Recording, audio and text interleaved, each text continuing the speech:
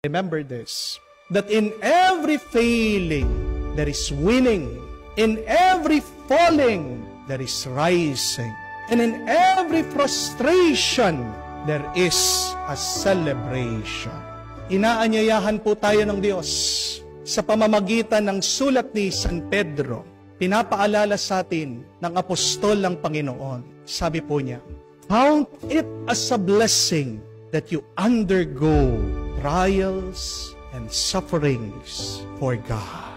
Pag ikaw ay nakakaranas ng pagkabigo, pag ikaw ay nakakaranas ng sakit, pag ikaw man ay dumadaan sa paunti-unting kamatayan, huwag ka malungkot, matuwa ka.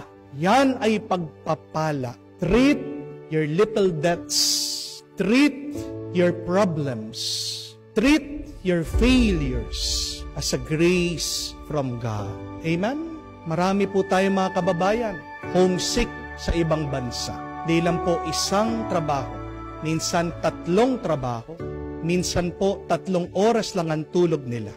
Pero kahit na sila'y nangungulila, yung kanilang nararanasan na hirap, yan naman po ang nagiging instrumento ng kabuhayan ng kanilang mga pamilya dito sa ating bansa. Amen? Kung man kayo ay sawang-sawa na sa pagbabayad ng utang, huwag mong kakalimutan yung feeling na yan, yung sawa ka na, yung ayaw mo na, yung parang gusto mo nang sumuko.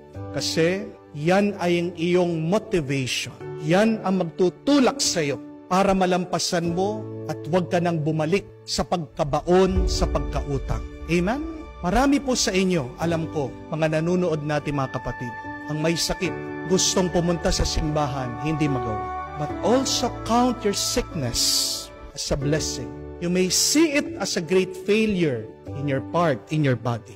But where you fail bodily, you can triumph and win spiritually. Isa po sa mga talagang malalim, matatag, masipag na nananalangin, nagdarasal, ay ang mga may sakit. Minsan ang Diyos pinapakintulutan ka na magkasakit. Para saan? Kasi gusto niyang mas lumapit ka sa Kanya. Amen?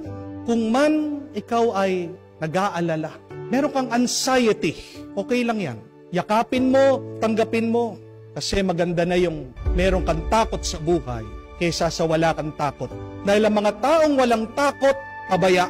Your fear is also a blessing. Thank God whenever you feel afraid. But you're reminded to be more afraid of God than to be afraid of your problems. Amen? At kung man po, nasa punto kayo ng buhay nyo ngayon, na iniwang kayo, hiniwalayan kayo, na hindi na kayo binalikan, sabihin nyo, okay lang. Bakit? Kasi at least alam mo kung sino talaga yung totoo na para sa iyo. Remember, it is God who removes people in our lives. Allow people to go far from you kung hindi rin naman sila makakabuti sa iyo. Amen? Remember this good news that even if there is failing, at the other side of it there is winning. Even if there is frustrations, there can also be a celebration. That in every death, there is a new life. May napakaganda pong kwento tungkol po sa isang tao, isang magsasaka. Nagtatanim po siya. Nagtanim po siya para tumubo isang puno ng mansanas.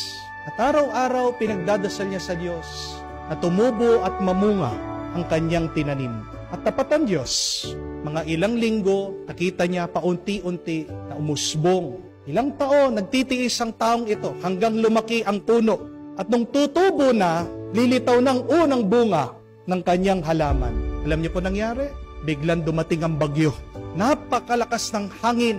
Tinangay po itong puno na binabantayan, iningatan, diniligan ng taong ito.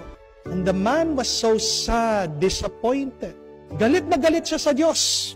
Kaya sabi niya, Lord, nagpagod ako, pinagdarasal ko naman, naniniwala ako sa iyo. Bakit tinayaan mo na dumating ang bagyong ito? Inalis mo itong aking pinagpaguran. Hindi po sumasagot ang Diyos. Hanggang pagkatapos po ng ilang linggo, nakita po nito magsasaka. Doon sa kanyang lupain, napakarami pong sumusulpot lumalaki na halaman. Yung po palang hangin, tinangay ang halaman at kinalat lang yung bunga nitong puno. Ang Diyos nagtanim, hindi lang isang puno, kung hindi marami para dito sa magsasaka. At dito po naintindihan ng tao ang mas magandang plano ng Diyos. Remember the words of God through the prophet. My ways are not your ways. Ang pamamaraan ko ay hindi nyo pamamaraan. Kaya nga, hindi man natin maintindihan, maniwala pa rin tayo. Because what is faith? It is believing the unbelievable. It is trusting God that He can do the impossible. Ang pinaka-imposible na ginawa ng Diyos ay mula sa kamatayan, umusbong nagkaroon ng buhay. Ano pa yung iyong problema? Sandali lang yan para sa Diyos. Kaya nga itanim natin ang mabuting balitang ito. Yan ang magbigay sa atin ng panibagong tuwa, mas malalim na pananampalataya, pag-asa na magpapalakas sa atin sa ating paglalakbay dito sa buhay hanggang marating natin ang buhay na walang hanggan kasama ang Diyos.